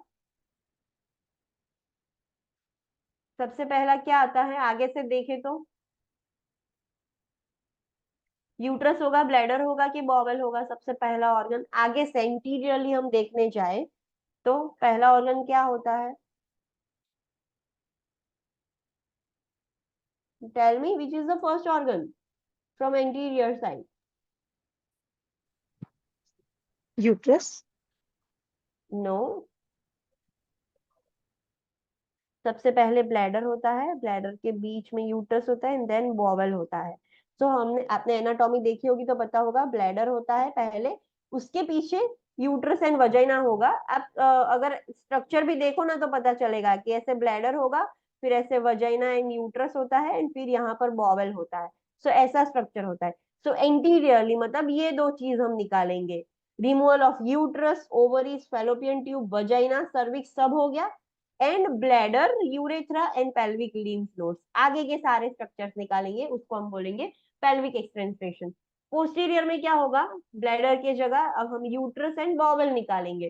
तो removal of uterus, ovaries, fallopian tube, descending column, rectum and anal canal, सब कुछ बॉवल का पीछे का सब कुछ हम निकाल रहे हैं। पीछे की चीज मतलब डिसेंडिंग कैनल है, ये सिग्मोइड कोलन है एंड ये एनल ओपनिंग है, सब चीज निकाल देंगे। So that is posterior pelvic extension. Total में ब्लैडर, बॉवल, यूट्रस, पूरा पेल्विक कैविटी हम खाली कर देंगे। So that is called as total pelvic extension. पता चला? यस और नो? Yes. हाँ, अभी पेल्विक एक्सटेंशन कर देंगे, ब्लैडर और बॉवल निकाल देंगे तो फिर पेशेंट स्टूल एंड यूरिन कैसे पास करेगा? How the patient will pass the urine and stool? चलो हम कोलॉन निकाल दे रहे हैं, पोस्टीरियर पेल्विक एक्सटेंशन किया है तो फिर पेशेंट स्टूल पास कैसे करेगा? कोलोनोस्टॉमी। यस, ओपनिंग क्रिएट करना पड़ेगा हमें। कोलोनोस्टॉमी, ब्लैडर रिमूव किया है तो उसके लिए भी ओपनिंग क्रिएट करना पड़ेगा कि जिससे patient directly outside the body, वो एब्डोमेन के ऊपर ओपनिंग किया जाता है सो जहां से वो पास कर सके। So when the bladder is removed, ileal conduit is created and located at the right side. जब ब्लैडर रिमूव करते हैं तो ये इलियल कॉन्ड्यूइट हमें बनाना पड़ता है, जो एब्डोमेन पर हम ओपनिंग क्रिएट करके बनाते हैं। ये हम स्टडी करेंगे डिटेल में जीआई के कैंसर में, कोलॉन के कैंसर में हम ये डिटेल में स्टडी करेंगे। Right now I am telling you ileal conduit क्या है। वो हम एक रिजर्वॉयर जैसा बना रहे हैं जो temporary just like bladder urine को स्टोर करेगा एंड फिर यूरिन बॉडी से बाहर निकलेगा फ्रॉम दैट होल। तो उसको हम बोलते हैं इलियल कॉन्ड्यूइट। जब ब्लैडर रिमूव करते हैं तो ये बनाना पड़ता है ileal conduit right side of the abdomen, right side में बनाएंगे और जहां से वो डायरेक्ट यूरिन डाइवर्ट हो जाएगा तो उसके लिए ये बनाना पड़ता है। Colostomy may be need to be created on the left side of the abdomen for the passage of feces. Yes, अगर कोलोन निकाल दिया है तो कोलोस्टोमी करना पड़ेगा, लेफ्ट साइड में करेंगे वो, सो स्टूल आराम से वहां पर से पास हो सके। Next is post operative intervention. अगर हम पेल्विक एक्सटेंशन करते हैं तो उसके पोस्ट ऑपरेटिव इंटरवेंशन हमें क्या ध्यान रखने होंगे वो स्टडी करते हैं। Similar to post operative intervention after hysterectomy. Yes, hysterectomy के बाद जो हम करते हैं वो सारी सिमिलर होगी। ब्रीथिंग, पेशेंट को incentive spirometry like DVT prevent करने के लिए एंटी एम्बोलिज्म स्टॉकिंग्स है, बॉबल साउंड चेक करेंगे, वो सारी सेम है। Monitor for respiratory, monitor for the science of altered respiratory status. Patient के साइन एंड सिम्टम्स देखेंगे कि पेशेंट का रेस्पिरेटरी स्टेटस तो चेंज नहीं हो गया है। Monitor incision site for infection, monitor intake and output and signs of dehydration, monitoring for hemorrhage, shock and DVT। Patient को ज्यादा ब्लड लॉस ना हो जाए, शॉक में ना चला जाए। कौन सा shock, which shock they are talking about due to haemorrhage, कौन सा शॉक होता है?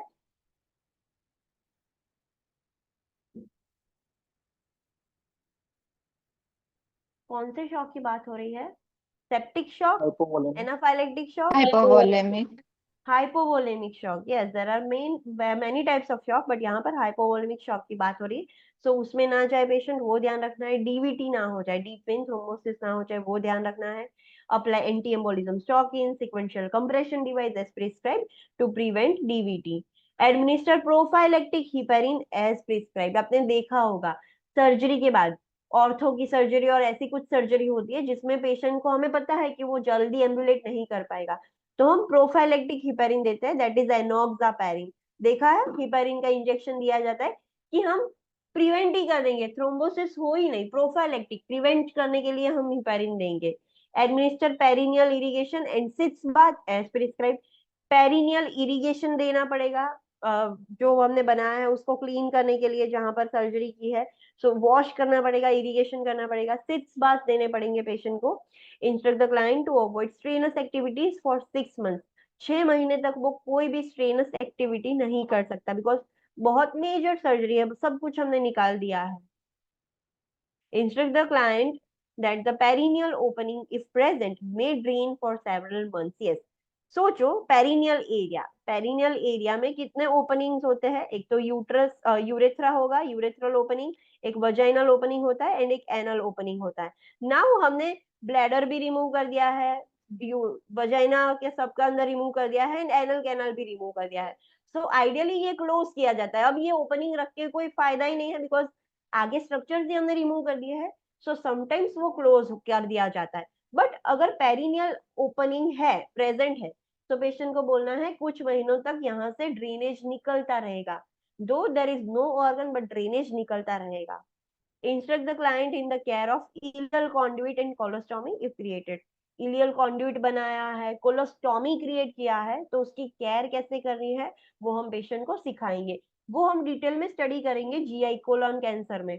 Provide sexual counselling because vaginal intercourse is not possible after anterior and total pelvic extension. Yes, patient को सेक्सुअल काउंसलिंग भी करना पड़ेगा।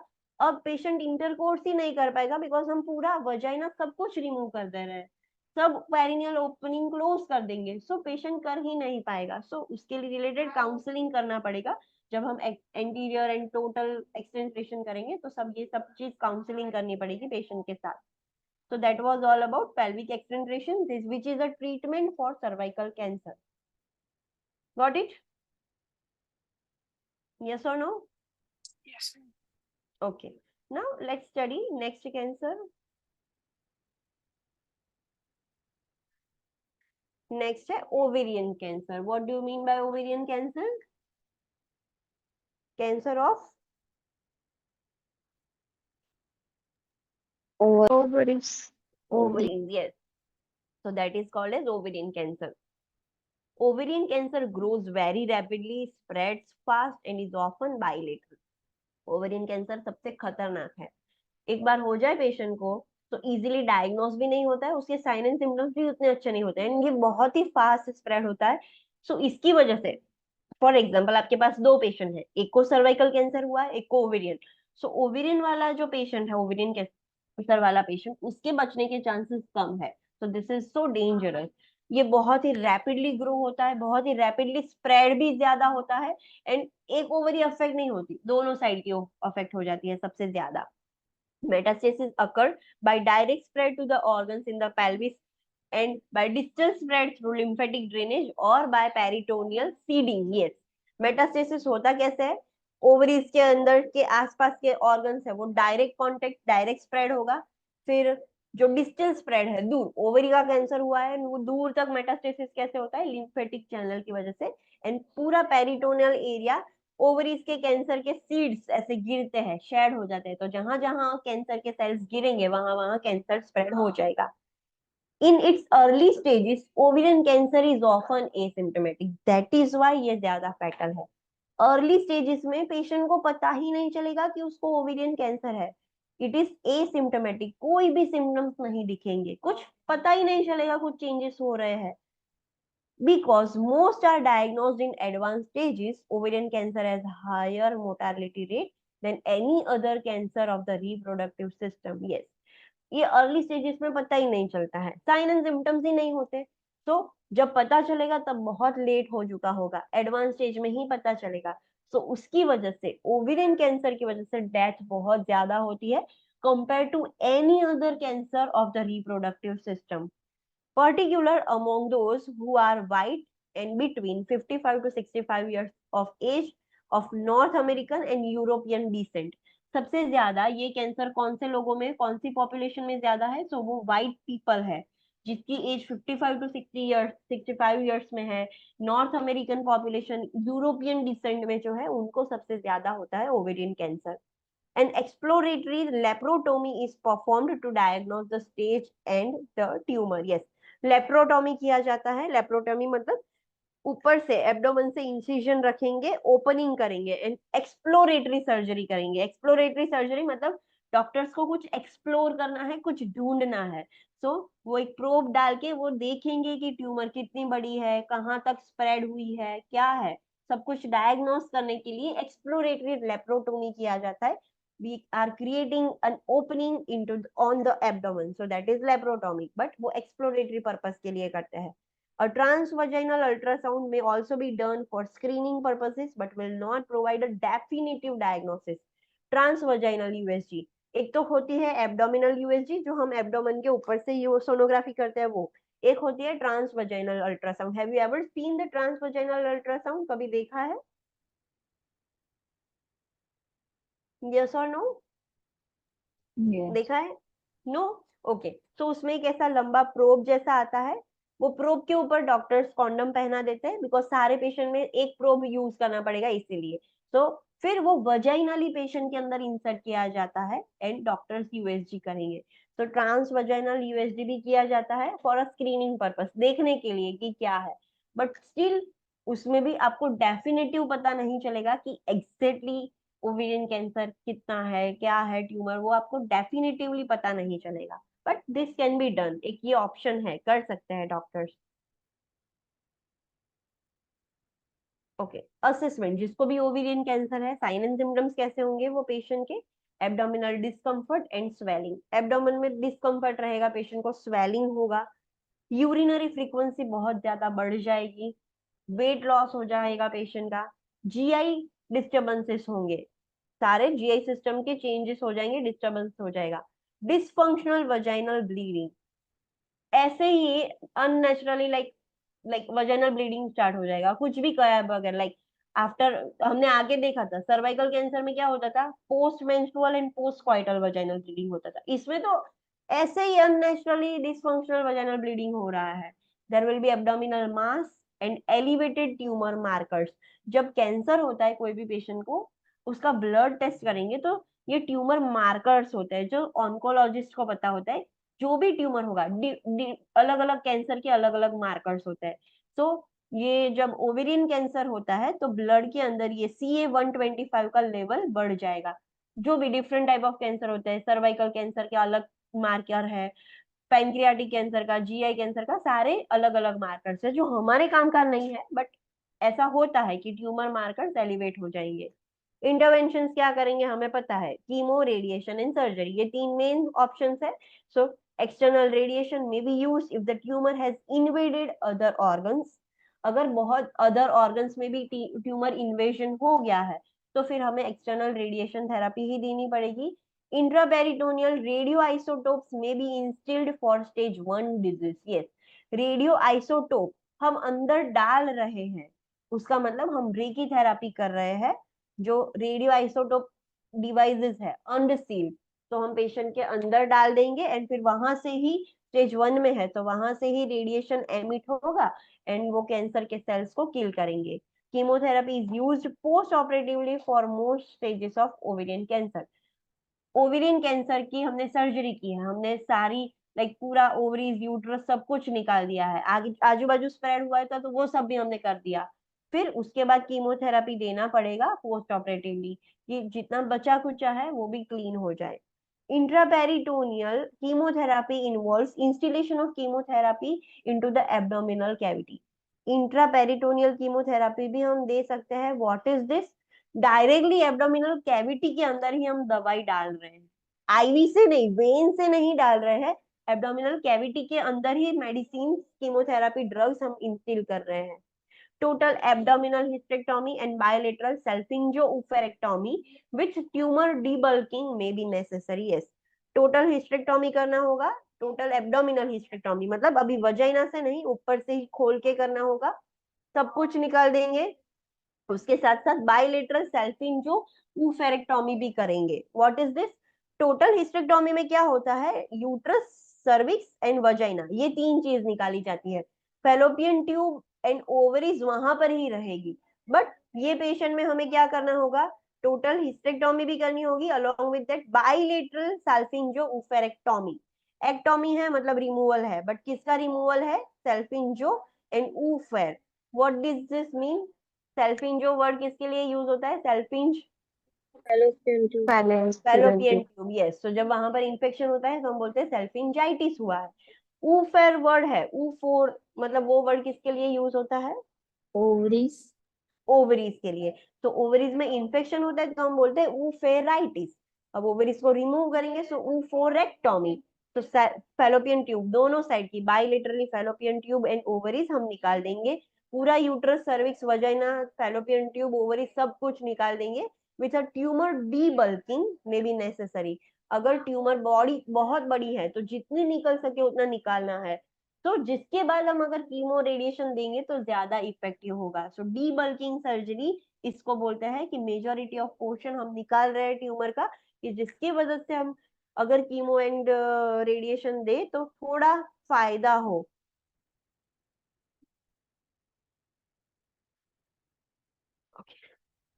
So that was all about ovarian cancer. कल से हम देखेंगे endometrial cancer. So let's do a quick revision, आज हमने क्या देखा। So today we have seen testicular cancer. Testicular cancer मतलब cancer of the testis.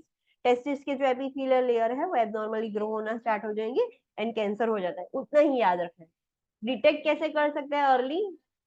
Patient को बोलना है टेस्टिकुलर सेल्फ एग्जामिनेशन से हम अर्ली डिटेक्ट कर सकते हैं। कैसे करना है पेशेंट को टेस्टिकुलर सेल्फ एग्जामिनेशन, ये आपको पता होना चाहिए। How to perform testicular self examination, ये पता होना चाहिए।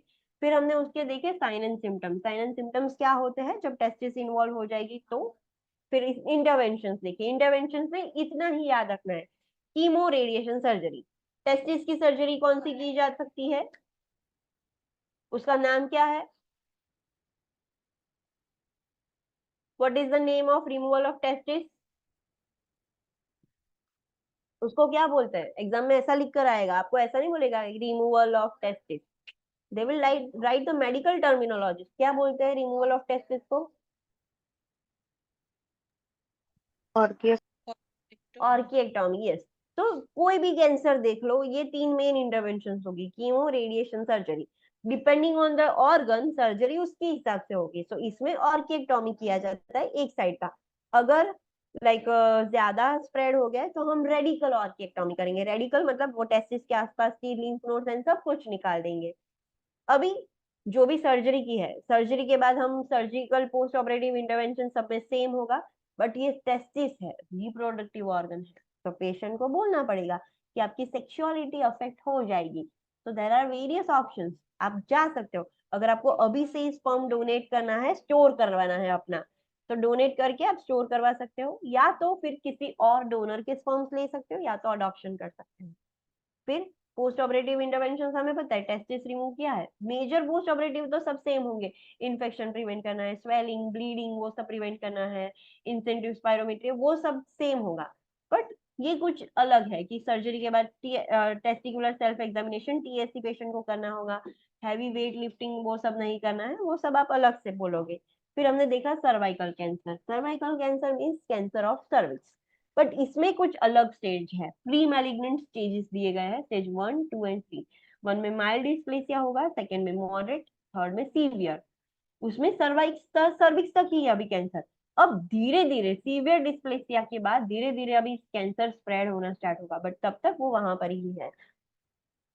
रिस्क फैक्टर्स कौन से हैं? तो एक मेन है एचपीवी इन्फेक्शन, फिर बहुत सारे हैं, हिस्ट्री है, फैमिली हिस्ट्री है, एक्टिव और पैसिव स्मोकर है, फर्स्ट इंटरकोर्स 17 ईयर से पहले हुआ था, मल्टीपल सेक्स पार्टनर है, उसके पार्टनर के मल्टीपल सेक्स पार्टनर है। There are various risk factor जिसकी वजह से हो सकता है। असेसमेंट, अगर सर्वाइकल कैंसर होगा तो असेसमेंट फाइंडिंग्स कैसे होंगे वो हमने देखा। इंटरवेंशन क्या की जा सकती है? Chemo, radiation and surgery. Chemo radiation के सिवाय बहुत सारी नॉन सर्जिकल है जो सिर्फ सर्वाइकल कैंसर में यूज की जा सकती है, लाइक क्रायो सर्जरी है, एक्सटर्नल लेजर थेरेपी है, ये अलग है, दो एक्स्ट्रा है। सर्जिकल में एक तो कोनिजेशन किया जा सकता है, हिस्टेक्टोमी किया जा सकता है, सर्विक्स का रिमूवल करेंगे तो उसके आसपास का सब निकाल देंगे, सो दैट इज रेडिकल सर्विएक्टोमी या रेडिकल ट्रैकिलेक्टोमी। एंड लीप सर्जरी है, ये सारी सर्जरीज है। सो हमने लेजर थेरेपी क्या है वो देखा, क्रायो सर्जरी क्या है। आपको एग्जाम में कोई नहीं पूछेगा what do you mean bye cryo surgery, but question के अंदर लिखा होगा कि patient has undergone cryo surgery, तो वो सोच कर पता चलना चाहिए कि पेशेंट को क्या किया है, तभी उसके अकॉर्डिंग आप इंटरवेंशन या ऑप्शन सिलेक्ट कर पाओगे। जब तक आपको क्वेश्चन ही पता नहीं चलेगा, क्वेश्चन के अंदर का एक वर्ड नहीं पता चलेगा, आप प्रॉपर आंसर नहीं सिलेक्ट कर पाओगे। That is why it is very important to understand all this things. Conization क्या है वो हमने देखा, हिस्टेक्टोमी क्या है वो देखा। हिस्टेक्टोमी करने के बाद पोस्ट ऑपरेटिव इंटरवेंशन हम क्या लेंगे वो स्टडी किया। What is this red important point?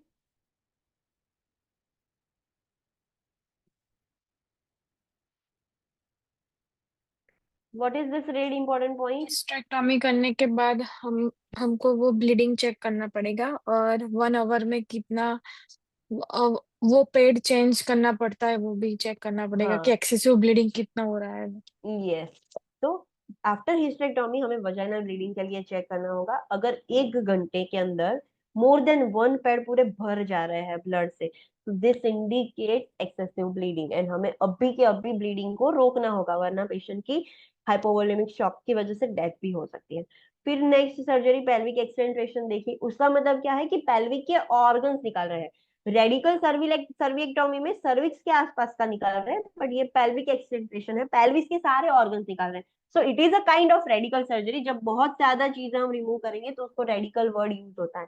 तो उसमें भी टाइप्स है। एंटीरियर में क्या होगा, ब्लैडर एंड पूरा जो रिप्रोडक्टिव है, uterus, fallopian tubes, ovaries, vagina, cervix, वो सब निकालेंगे, दैट इज एंटीरियर। पोस्टीरियर में बॉवेल एंड यूट्रस वाला होगा, तो दैट इज पोस्टीरियर। टोटल में बॉवेल, यूट्रस, ब्लैडर सब कुछ निकाल देंगे, तो ये टोटल हुआ।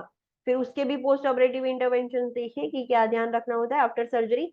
मेजोरिटी ऑफ पोस्ट इंटरवेंशन सब में सेम होंगे कि क्या क्या करना होता है, but depending on the organ surgery उसके एक दो इंटरवेंशन बढ़ जाएंगे।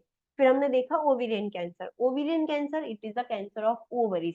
ये सबसे खतरनाक है, क्यों? बिकॉज ओवरीज का कैंसर अर्ली स्टेजेस में तो पता ही नहीं चलता, कोई सिम्टम नहीं होगा, फीमेल को पता भी नहीं चलेगा कि उसको कैंसर है, कुछ अनयूजुअल फील भी नहीं होगा। एंड जब फील होगा तब तक एडवांस स्टेज में पहुंच गया होगा, तब फिर उसको बचाना मुश्किल हो जाता है। सो इसमें मोर्टालिटी रेट बहुत ज्यादा है compare to other types of cancer. कौन से लोगों को होता है, ये इंफॉर्मेशन के लिए था, एग्जाम में आपको ऐसे क्वेश्चंस नहीं आएंगे। असेसमेंट देखा कि जिसको ओवेरियन कैंसर होगा उसके साइन एंड सिम्टम्स क्या होंगे, एंड इंटरवेंशन। इंटरवेंशन हमें पता है, कीमो, रेडिएशन एंड सर्जरी। अभी सर्जरी में कौन सी सर्जरी करेंगे? सो हिस्टेक्टोमी तो करेंगे, यूट्रस और वो सब तो निकालेंगे, बट उसके साथ साथ ओवरीज एंड वो सब कुछ निकाल देंगे। उसको हम बोलते हैं डी बल्किंग। सो जब हम कीमो एंड रेडिएशन, बिकॉज ये हाईली मेटास्टेटिक है, सोचो हमें पता चला तब तक तो बहुत जगह पर स्प्रेड हो गया होगा। सो हमें कीमो रेडिएशन ही देना होगा, पूरी जगह पर स्प्रेड हुआ है तो, बट उतना पोर्शन निकालेंगे तो एटलीस्ट उतना तो ट्यूमर कम हो गया। तो ये चीज है, उसमें एक्सटर्नल रेडिएशन, इंटरनल रेडिएशन दिया जा सकता है, आईवी से कीमोथेरेपी दी जा सकती है, ट्रांस एब्डोमनी डायरेक्ट एब्डोमन के अंदर ही इंट्रापेरिटोनियल कीमोथेरेपी भी दिया जा सकता है in ovarian cancer. Got it? Yes और नो? पता चला कि किसी को कोई डाउट है कोई कैंसर के टाइप में? No. Okay.